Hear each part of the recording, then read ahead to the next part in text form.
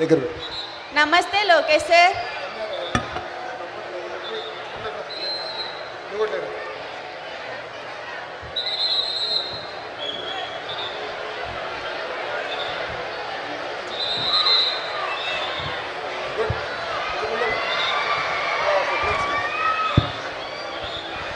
నమస్తే లోకేష్ సార్, నా పేరు ఎన్ ప్రణతి. ఓకే సార్ అని ఎవరైనా పిలిస్తే నాకు చాక్లెట్ ఇవ్వాలి. సో ఇప్పుడు ఒక చాక్లెట్ ఇవ్వాలి నువ్వు నాకు, ఓకేనా? ఓకే, లోకేష్ అనొచ్చు, లోకేష్ అన్న అనొచ్చు, ఓకేనా? అన్న డన్. చాలా నమస్తే లోకేష్ అన్న, నా పేరు ఎన్ ప్రణతి. నేను 9th క్లాస్ చదువుతున్నాను. లోకేష్ అన్న, నేను మిమ్మల్ని ఒక ప్రశ్న అడగాలని అనుకుంటున్నాను. అన్న, మీరు ముందు మా స్కూల్కి వచ్చారు, అయితే అప్పటికి ఇప్పటికీ మా స్కూల్ మీకు ఎలా అనిపించింది? చంద్రంపాలెం స్కూల్కి ఎప్పుడు వచ్చినా వర్షం పడుతుంది. ఫస్ట్ టైం సర్ప్రైజ్ విజిట్ అని వచ్చాను, అప్పుడు గట్టిగా వర్షం పడింది, మొత్తం బురద బురదగా ఉండే. రెండోసారి ల్యాబ్ ఓపెన్ చేసాక వచ్చినప్పుడు కూడా భారీగా వర్షం పడింది. ఈరోజు కూడా వర్షం పడుతుంది. సో మన స్కూల్ అంటే నాకు గుర్తొచ్చేది వర్షం. గడిచిన 2 సంవత్సరాలు ఇది 3వ సారి వస్తున్నా. మా మంగళగిరిలో ఉన్న స్కూల్కి కూడా నేను వెళ్ళా 3 సార్లు. మా నిడమర స్కూల్ కూడా 3 సార్లు వెళ్ళా. కానీ మీ స్కూల్కి వచ్చా 3rd టైం. నాకు ఈరోజు నిజంగానే చాలా చాలా ఆనందంగా ఉంది. ఎందుకంటే మొదటిసారి వచ్చిన స్కూల్కి 3వసారి వచ్చిన స్కూల్కి ఎంత మార్పు ఉందో మీరందరూ చూస్తున్నారు. అద్భుతంగా గ్రౌండ్లు ఏర్పడినాయి, డ్రైన్స్ కూడా వచ్చినాయి. సో చేంజ్ మనం తీసుకురావచ్చు అనేది ఇది ఒక అద్భుతమైన ఉదాహరణ. So I'm very excited. ఎందుకంటే ఇది ఒక మోడల్. ఈ మోడల్ ఇక్కడ ఒక్క స్కూల్కే కాదు, రాష్ట్రంలో ఉన్న అన్ని హై స్కూల్స్కి ఇలాంటి మోడల్ తీసుకెళ్లాలనేదే నా లక్ష్యం. Thank you.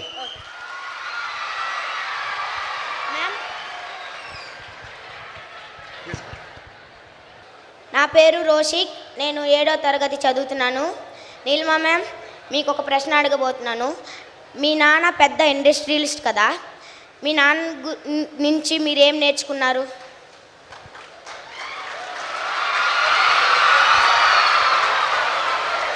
Good question. మా నాన్నగారి దగ్గర నుంచి నేను నేర్చుకుంది కష్టపడటం. ఎవరైనా సరే కష్టపడాలి, తెలివి ఉన్నా తెలివి లేకపోయినా కష్టపడితేనే పైకి వస్తారు అని. ఇంకొక క్వశ్చన్, మీరు పెద్ద ఇండస్ట్రీ నడుపుతున్నారు కదా, దాంట్లో మీకు అతిపెద్ద సమస్య ఏమొచ్చింది, దాన్ని మీరు ఎలా పరిష్కరించారు?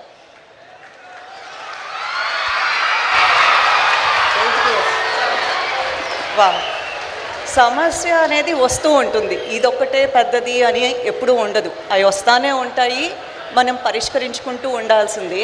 కానీ టీం అనేది ఇంపార్టెంట్. ఒక్కళ్ళగా ఏది చేయలేవు. You have to have a team. టీంలో అందరినీ సమానంగా చూసుకుని సమానంగా ట్రీట్ చేస్తే వాళ్ళు ఇలాంటి ప్రాబ్లమ్స్ వచ్చినప్పుడు they will guide you and they will make sure the decisions are right for that.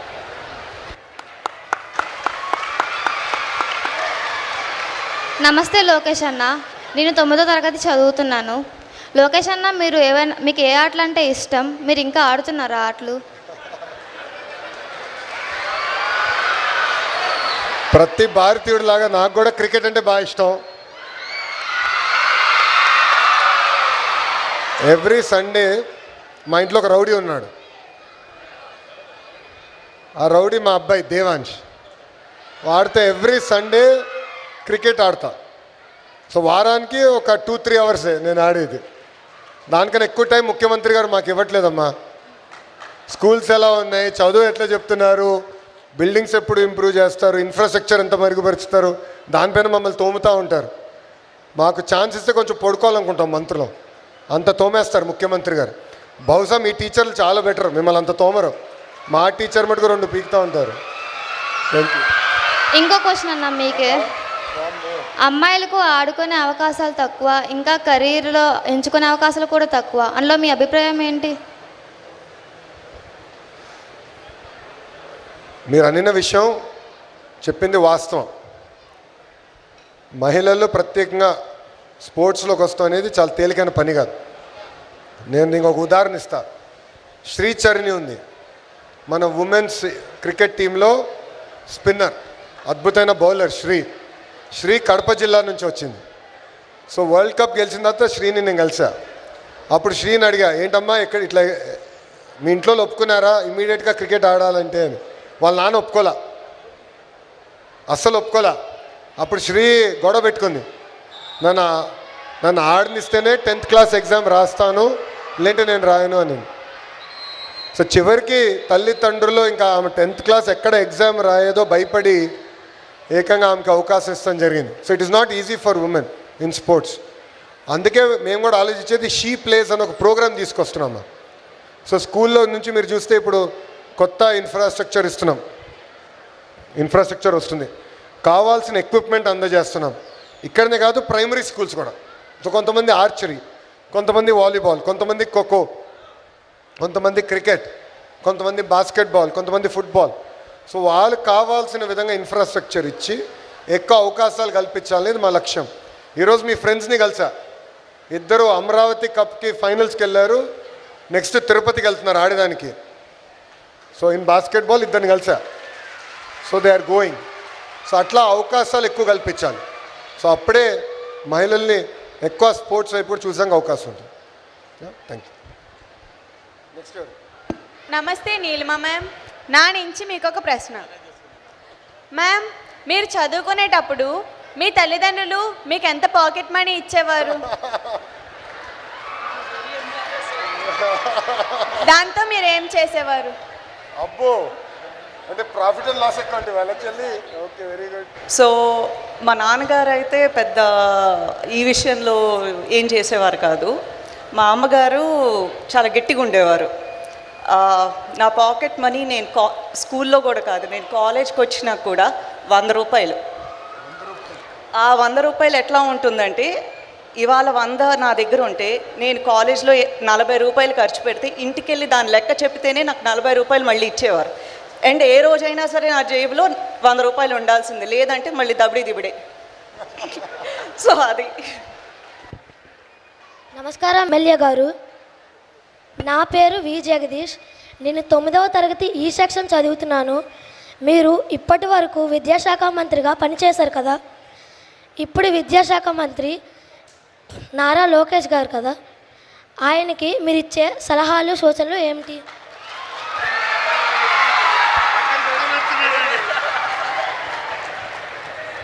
చాలా సంతోషం, ఒక చక్కటి ఇన్ఫ్రాస్ట్రక్చర్ తోటి ఈ స్కూల్లోకి రావటం. మరి రెగ్యులర్ మీటింగులు ఏదో మేమేదో 4 మాటలు చెప్పి వెళ్ళిపోకుండా ఒక ఇన్నోవేటివ్గా ఈ ఇంటరాక్షన్ విత్ స్టూడెంట్స్, అంటే ఇక్కడ 4 ఉన్నారు కానీ వాళ్ళు 4 మీ అందరి తరఫున రిప్రజెంట్ చేస్తూ ఉన్నారు. మీరు ఎగ్జాక్ట్గా ఏమనుకుంటున్నారు, మీ అభిప్రాయాలు ఏంటి, అవి మా నుంచి తెలుసుకోవాలనే ఒక వినూత్నమైన ప్రక్రియ ఈ చంద్రంపాలెం స్కూల్లో స్టార్ట్ అయ్యింది. దీనికి అందరం కూడా చప్పట్ల ద్వారా దీన్ని అందరూ కూడా వెల్కమ్ చేయాలి. Thank you very much. మా ముందు ఇంట్రడక్షన్ అది. ముందు మా తమ్ముడు అడిగాడు గతంలో, తమ్ముడే కదా మరి, చిన్నవాడు అంటే తమ్ముడే కదా మరి. ఓకే రైట్, కొడుకు మనవడు అనుకుందాం. గతంలో నేను హెచ్ఆర్డి మినిస్టర్గా మన విజనరీ లీడర్ చంద్రబాబు నాయుడు గారి నాయకత్వంలో కొత్తగా ఏర్పడ్డ రాష్ట్రానికి 5 సంవత్సరాలు పనిచేసే ఒక అపూర్వమైన అదృష్టం నాకు కలిగింది. ఆయన మాకు మంత్రులుగా బాధ్యతలు చేపట్టిన వెంటనే, ఇప్పుడే లోకేష్ బాబు గారు చెప్పారు, మీకు మీ టీచర్లు హెడ్ మాస్టర్లు ఎలా తోముతున్నారో అనేది అంతకంటే ఎక్కువ తోముతున్నారని. మా అప్పుడైతే కొత్తగా ఏర్పడిన రాష్ట్రం, ఏమీ రాజధాని లేదు, ఒక వినూత్నమైన ఛాలెంజెస్ మనకున్నాయి. ఆ టైంలో కొత్తగా గవర్నమెంట్ వచ్చింది, ప్రజలు నమ్మకంతో మన కేసు గెలిపించారు, కాబట్టి మన మీద బాధ్యత ఎక్కువ ఉంది. మీరు ఏం చేస్తారనే దాని మీద ఒక క్లియర్ కట్ డైరెక్షను, ఒక విజన్ తోటి మా అందరినీ ముందుకు నడిపించారు. అయితే 5 సంవత్సరాలు కూడా మాకు అదృష్టం ఏంటంటే, ఢిల్లీలో మనకి సపోర్ట్ చేసే గవర్నమెంటు, అలాగే అక్కడ పెద్ద ఆయన వెంకయ్యనాయుడు గారు ఢిల్లీలో ఉన్నారు. కొత్తగా ఏర్పడిన రాష్ట్రానికి 5 సంవత్సరాల్లో నేషనల్ ఇన్స్టిట్యూట్స్, ఐఐఎం కానీ, ఐఐటి కానీ, ఐసర్ కానీ, ఇలాంటి IIIT కానీ, సెంట్రల్ యూనివర్సిటీ, ఇట్లా మొత్తం ఎన్నో దాదాపు 11 నేషనల్ ఇన్స్టిట్యూట్స్ ఒకే టర్మ్లో 5 సంవత్సరాల్లో ఆంధ్రప్రదేశ్లో అన్నీ కూడా ఫంక్షన్ చేయగలిగాం. అంటే అది ఒక అపూర్వమైన అవకాశం, మామూలుగా అది వీలు కాదు ఎక్కడ ఏ రాష్ట్రంలో కూడా. ఒక 5 సంవత్సరాల టర్మ్లో 11 నేషనల్ ఇన్స్టిట్యూట్స్ ఒకేసారి రావటం అంటే అది ఒక రికార్డు. ఆ అవకాశం మాకు కలిగింది. అంతేకాదు బెస్ట్ ప్రాక్టీసెస్ ఏదైతే ఈరోజు మనం ఫిన్లాండ్, శ్రీలంక లాంటి దేశాలు ఉన్నాయో అవన్నీ కూడా అక్కడికి వెళ్ళి స్టడీ చేసి అక్కడ ఎలా చేస్తున్నారో మనం ఇక్కడ ఎలా ఇంప్లిమెంట్ చేయాలి ఇవన్నీ కూడా అవన్నీ చేసి మేము చేసుకొని వస్తే దురదృష్టం కొద్దీ 2019-24 సమయం ఏదైతే మనం అంతా కూడా దాన్ని ఒక ఎకో సిస్టమ్ డెవలప్ చేసి బ్రహ్మాండంగా దాన్ని ఒక మూమెంటం తీసుకొచ్చిన తర్వాత 19లో ప్రభుత్వం మారిపోతే ఒక్కసారి మొత్తం సిస్టాన్ని కొలాప్స్ చేశారు.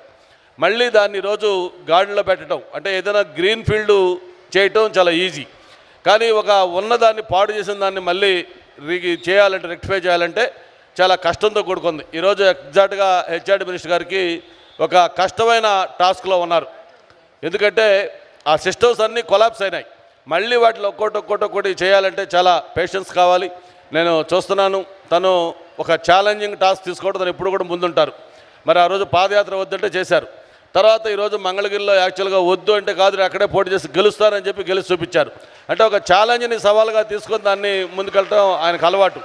డెఫినెట్గా బాబు మాకు నమ్మకం ఉంది. ఈరోజు ఈ సిస్టమ్స్ కొలాప్స్ అయిపోయిన ఈ దీంట్లో మీరు డెఫినెట్గా ఖచ్చితంగా మీరు చేస్తారని చెప్పని అనుకుంటా ఉన్నాం. మీరు ఏం లేదు మీకు అన్నీ కూడా ఈరోజు ఓకే కన్విన్స్ అయ్యావు కదా, అయ్యావు కదా అది సిస్టమ్స్ అన్నీ కొలాప్స్ అయి ఉన్నాయి. మనం చాలాసార్లు మాట్లాడుకున్నాం. టీచర్లు విద్య నేర్పే టీచర్స్ని వైన్ షాపుల దగ్గర కాపలా పెట్టిన ఇన్సిడెంట్స్ మనకు గుర్తున్నాయి.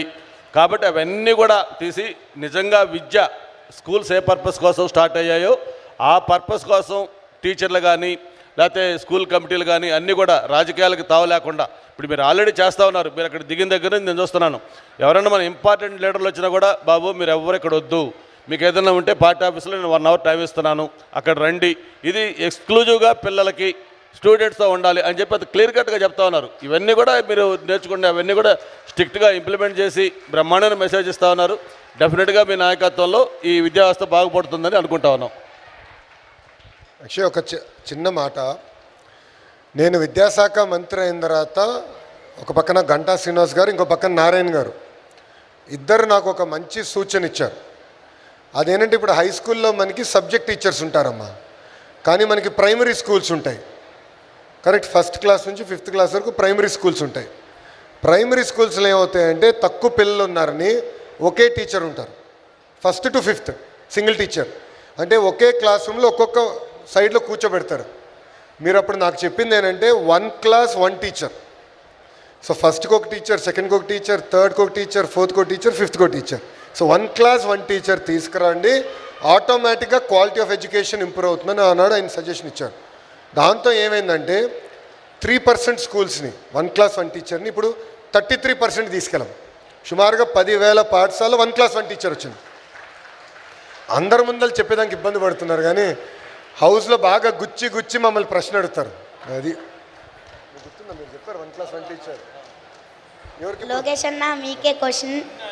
చిన్నప్పుడు మీకు తక్కువ మార్కులు వస్తే మీ నాన్నగారు ఏం చేసేవారు?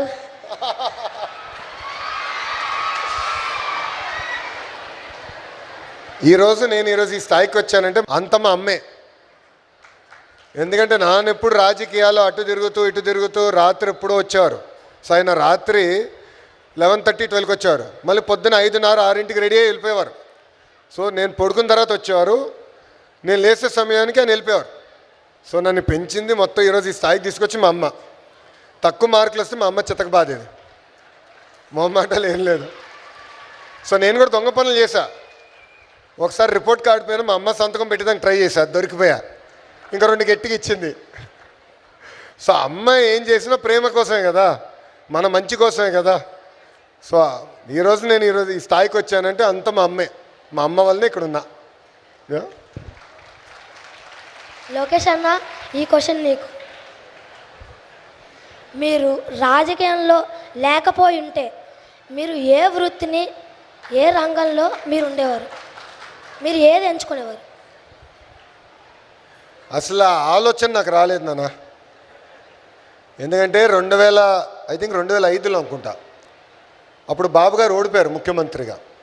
నేను బాబు గారితో పెళ్ళికి వెళ్ళా హైదరాబాద్లో. అప్పుడు ఎంత నా వయసు, ఐ వుడ్ బీన్ అబౌట్ 21, 22 ఉంటా. పెళ్ళికి వెళ్తే ఇట్లా ఒక 5,000 మంది ఉన్నారు. బాబు గారు ఎంటర్ అయ్యారు, అప్పుడు ముఖ్యమంత్రి కూడా కాదు, మాజీ ముఖ్యమంత్రి. ఎంటర్ అయిన 5,000 మంది గౌరవంతో నుంచున్నారు, అంటే రెస్పెక్ట్. ఆ రోజు నేను నిర్ణయించుకున్నా, రాజకీయాల్లోకి రావాలి, రెస్పెక్ట్ పొందాలని. సో అప్పటి నుంచి వెనక్కి చూడాల. నా స్టాన్ఫర్డ్ MBA అప్లికేషన్లో కూడా నేను చెప్పా రాజకీయాల్లోకి వస్తున్నా. నాకు బ్రహ్మణితో పెళ్ళేక ముందరనే బ్రహ్మణికి చెప్పా నేను రాజకీయాల్లోకి వెళ్తాం గ్యారంటీ అని. సో నాకు చిన్నప్పటి నుంచే క్లారిటీ ఉంది. అరౌండ్ 21-22కే క్లారిటీ వచ్చేసింది, I will be in politics. So నేను వేరే ఫీల్డ్ అనుకోలే. నీలిమ మేడం, ఈ క్వశ్చన్ మీకే. మీ దృష్టిలో అందం అంటే ఏమిటి? చాలా కష్టమైన క్వశ్చన్. ఏదైనా ఆనందం కలిగిద్ది అందం. అది ప్రేమ అవ్వచ్చు, అదొక పువ్వు అవ్వచ్చు, ఏదైనా సరే నీకు చూసిన వెంటనే ఆనందం కలిగిందంటే అది అందం.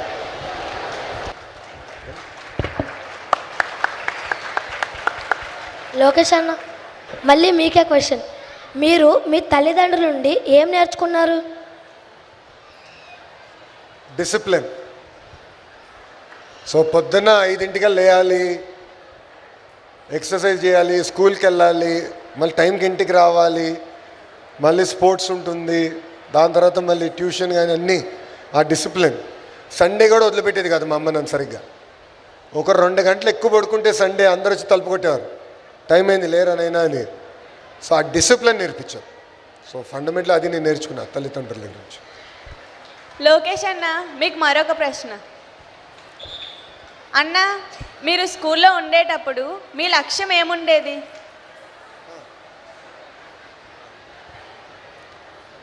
మీలాగా చదివేటప్పుడు నాకు 2 ఆలోచనలు ఉండేది. రోజు ఎప్పుడు క్రికెట్ ఆడాలి, దాని తర్వాత డిన్నర్కి ఏముంటే బాగుంటుందని ఆలోచన. చిన్నప్పుడు ఎక్కువ నేను అదే 2 ఆలోచించేవాడిని. కానీ నాకు నా స్కూల్లో నా జీవితం ఎప్పుడు మారిందంటే 10th క్లాస్లో నన్ను వైస్ ప్రిఫెక్ట్ చేశారు స్కూల్కి మొత్తానికి. సో మొత్తం అటెండెన్స్ చూడాలి. సో నాకు I think most memorable event was that. I think vice prefect అవుతాం మా మొత్తం స్కూల్కి, భారతీయ భవన్కి వైస్ ప్రిఫెక్ట్ అవుతాం. Most memorable moment. మల్య గారు, మీకే ఈ క్వశ్చన్. ఇన్ఫ్లుయెన్స్ అయ్యావా నువ్వు? సార్, మన సిటీలో ఉన్న స్కూల్స్కి ప్లే గ్రౌండ్, లైబ్రరీస్, ఇంకా చాలా ఫెసిలిటీస్ని మీరు ఎలా పెంచాలనుకుంటున్నారు? మంచి ప్రశ్న అడిగావు. వైజాగ్ అనేది ఈరోజు ఒక గ్లోబల్ సిటీగా డెవలప్ అవుతూ ఉంది. మనకి సైమిల్టేనియస్గా దివీస్ లాంటి కార్పొరేట్ కంపెనీస్ కూడా చాలా ఎస్టాబ్లిష్మెంట్ ఇక్కడ ఎక్కువ చేస్తున్న కంపెనీస్ ఉన్నాయి. ఈరోజు చంద్రపాలెం స్కూలు ఎలాగైతే దివీస్ వాళ్ళ యొక్క దీంతో మనం ఒక మంచి దీని కింద చేసుకున్నాము. ఈరోజు ఎడ్యుకేషన్ మినిస్టర్ గారు కానీ, గౌరవ ముఖ్యమంత్రి గారు కానీ అందరూ కూడా మన ఆంధ్రప్రదేశ్లో ఉన్న అన్ని స్కూల్స్లో ఓ పక్క డిఎస్సి ద్వారా టీచర్సు, ఫ్యాకల్టీ ఎలా పెంచుకుంటా ఉన్నామో, సేమ్ టైము ఇన్ఫ్రాస్ట్రక్చర్ కూడా ముఖ్యంగా ఈ స్పోర్ట్స్ సంబంధించి ఇవన్నీ కూడా పెంచాలనేది ప్రభుత్వం టార్గెట్ పెట్టుకున్నప్పుడు కూడా ప్రభుత్వం కొంత చేసిన ఈ సిఎస్ఆర్ ఏదైతే ఉందో సిఎస్ఆర్ని పుల్అప్ చేసి అన్ని స్కూల్స్లో కూడా ఇప్పుడు ఎలాగైతే చంద్రపాలెం స్కూల్ చేసామో మిగతా అన్ని స్కూల్స్ కూడా రాబోయే 3 సంవత్సరాల్లో అటు కార్పొరేట్ కంపెనీలు అలాగే స్వచ్ఛంద సంస్థలు ఉన్నాయి, అందరితో కూడా మాట్లాడుతూ ఉన్నాం. వైజాగ్ ఆ పొటెన్షియాలిటీ ఉంది కాబట్టి తప్పకుండా నువ్వు కోరుకున్నట్టుగా వైజాగ్లో ఉన్న అన్ని స్కూల్స్లో కూడా ఈ స్పోర్ట్స్ ఇన్ఫ్రాస్ట్రక్చర్ క్రియేట్ చేస్తాం. నీలిమ మేడం, మీకు ఇంకో ప్రశ్న. బిజినెస్ చేయాలనుకునే వాళ్ళకి మీరు సలహాలు ఇస్తారా? తప్పకుండా సలహా ఇస్తానమ్మా. కానీ డ్రీమ్ చేయాలి, డ్రీమ్ బిగ్. కానీ డ్రీమ్ చేసినంత మాత్రాన సాధించలేము, దానికి కష్టపడాలి. దానికి ఎలా వెళ్ళాలని ఒక పాత వేసుకుని దానికే కష్టపడాలి. స్కై ఈజ్ ద లిమిట్ అంటారు మా నాన్నగారు ఎప్పుడు. నువ్వు డ్రీమ్ చెయ్యి, నువ్వు కష్టపడు, స్కై ఈజ్ ద లిమిట్, నీకు ఎక్కడికైనా వెళ్ళగలవు. సో బిజినెస్ చేయాలి అంటే కష్టపడాలి, డ్రీమ్ చేయాలి.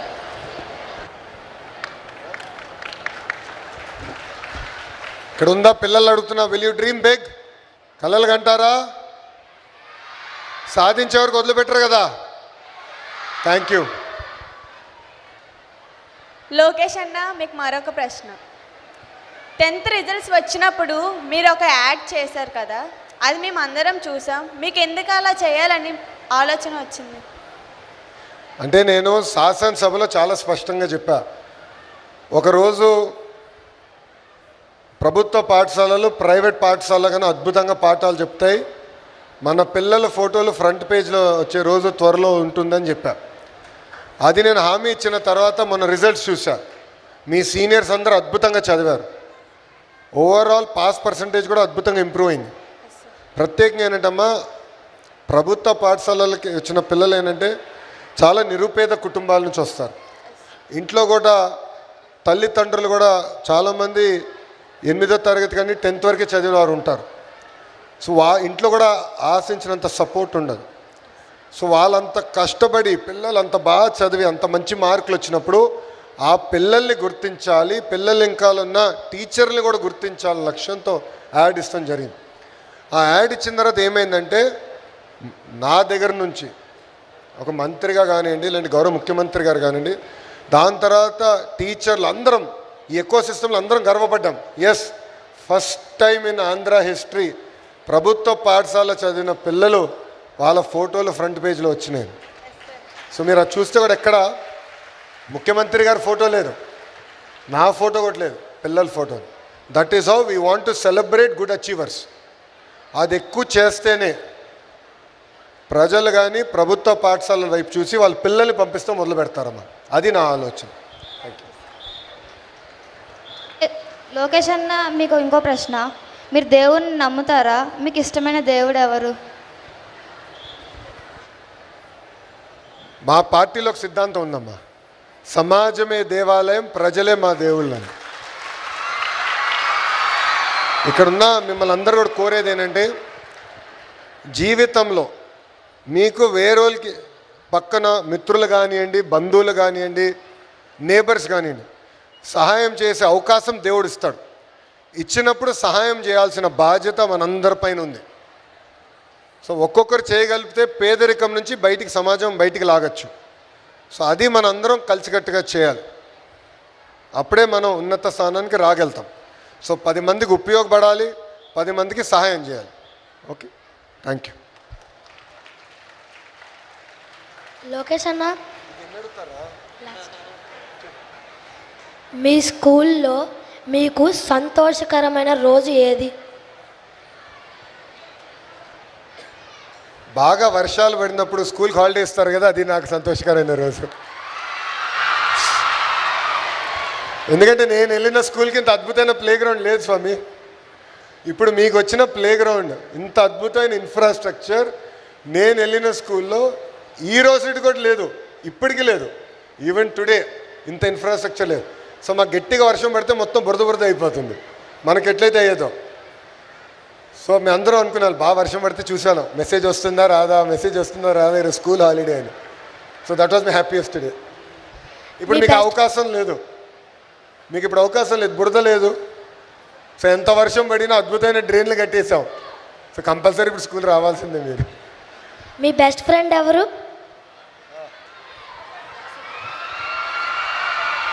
అది సీక్రెట్, ఇక్కడ చెప్పకూడదు కదా. అందరు అరుస్తున్నారు వెనకాల నుంచి. కానీ ఒక విషయం చెప్తాం, స్కూల్లో ఇంటర్ అంటే 11th 12thలో మీరు ఇంజనీరింగ్లో చేసుకున్న ఫ్రెండ్షిప్ జీవితాంతం ఉంటాయి, అది మర్చిపోవద్దు. ఎందుకంటే మనం కష్టకాలాల్లో ఉన్నప్పుడు ఫస్ట్ మనతో నిలబడేది కుటుంబ సభ్యులు, రెండోది మన స్నేహితులు. ఎప్పుడు మనం కొన్ని విషయాలు మనం తల్లిదండ్రులు కూడా చెప్పలేకపోవచ్చు, మన స్నేహితులతో మాట్లాడుకుంటాం, అవునా కదా. ఏదో పనులు చేస్తే ఎవరితో మాట్లాడతాం? స్నేహితులతోనే కదా. సో వాళ్ళతో మాట్లాడతాం. సో స్నేహితులు అనేది జీవితాంతం చాలా ఇంపార్టెంట్. సో స్నేహితులు అవుతాం అనేది చాలా కష్టం, పోగొట్టుకుంటాం చాలా ఈజీ. సో స్నేహితులను ఎప్పుడు గుర్తుపెట్టుకోవాలి జీవితాంతం. నువ్వు ఏ స్థాయికి వెళ్ళినా, నువ్వు ఒక కంపెనీ CEO అయినా, నీ ఫ్రెండ్స్ని ఎప్పుడు మర్చిపోదు. That would be my advice to you. సరే అన్న, థ్యాంక్ యూ.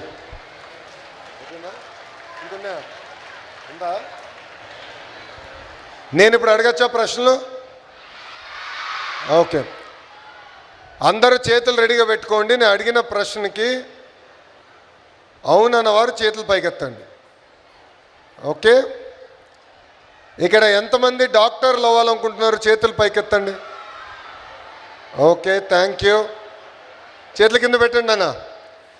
ఎంతమంది ఇంజనీర్లు అవ్వాలనుకుంటున్నారు చేతులు పైకెత్తండి. Interesting, thank you. ఇక్కడ ఎంతమంది లాయర్స్ అవ్వాలనుకుంటున్నారు చేతుల పైకెత్తండి. ఓకే, ఐఏఎస్ ఐపీఎస్ అధికారి అవ్వాలనుకున్న వాళ్ళు ఎంతో చేతులు పైకెత్తండి. ఒక చేతులు పెట్టి కింద పెట్టండి. ఒక పారిశ్రామికవేత్త అవ్వాలనుకున్న వాళ్ళు ఎంతమంది చేతులు పైకెత్తండి. సొంత కంపెనీ స్టార్ట్ చేసి ఒక 100 మందికి ఉద్యోగాలు కల్పించాలి. చెల్లి, very good, thank you. Okay, last and most important question. ఇక్కడ ఎంతమంది రాజకీయ నాయకులు అవ్వాలనుకుంటున్నారు చేతులు పైకెత్తండి. ఇప్పుడు అందరూ ఎత్తేస్తున్నారు. సో మీరు అందరు రాజకీయాల్లోకి వస్తారా? ఎందుకు? ఈరోజు నేను మంత్రిగా ఉన్నాను కనుక స్కూల్ బాగు చేశా. అదే కానీ నాకు ఈ పదవి లేకుండా ఉంటే నేను చేసే సత్తా ఉండేది కాదు. సమాజంలో ఏ మార్పు అయితే మనం ఆశిస్తున్నామో రాజకీయం కూడా ఒక అద్భుతమైన మార్గం ఆ మార్పు తీసుకొచ్చేదానికి. ఓకేనా? సో బాగా చదువుతున్నారా? ఓకే. మీ స్కూల్ రౌడీ ఎవరు ఇక్కడ? అందరూ అటు వెనకాల ఎక్కడో చూస్తున్నారు. ఉన్నారా ఎవరన్నా? గుడ్. సో బాగా చదవాలి, తల్లిదండ్రుల్ని గౌరవించాలి, ఉపాధ్యాయుల్ని గౌరవించాలి, ఉపాధ్యాయులు చెప్పేది శ్రద్ధగా మీరు పాటించాలి. ఈరోజు ప్రత్యేకంగా Saturday no bag day. So ఇప్పుడు మీకు హాయిగా ఇన్ఫ్రాస్ట్రక్చర్ కూడా ఇచ్చాం. సో ఫిజికలీ యాక్టివ్ అవ్వండి, contribute back to society. And మీరు ఏ స్థాయికి వెళ్ళినా, ఇక్కడ డాక్టర్లు అవుతారు, ఇంజనీర్లు అవుతారు, లాయర్స్ అవుతారు, ఐఏఎస్ ఐపీఎస్ అధికారులు అవుతారు, రాజకీయ నాయకులు కూడా అవుతారు. మీరు ఏ స్థాయికి వెళ్ళినా కూడా మీ స్కూల్ని మర్చిపోదు, మీ టీచర్ని మర్చిపోదని నేను కోరుతున్నా. తిరిగి రండి, స్కూల్కి హెల్ప్ చేయండి, ఇంకా ఇన్ఫ్రాస్ట్రక్చర్ కల్పించండి, టీచర్లతో ఎప్పుడు టచ్లో అండి. ఓకేనా? గుడ్. Any question? ఇంకేమైనా ప్రశ్నలే మాకు? ఎమ్మెల్యే గారిని అడిగేదానికి ఏమైనా ఉందా? చిన్న ఉందా? ఆలోచిస్తున్నారు సీరియస్గా. ఓకే అమ్మా, థ్యాంక్ యూ వెరీ మచ్. జై హింద్.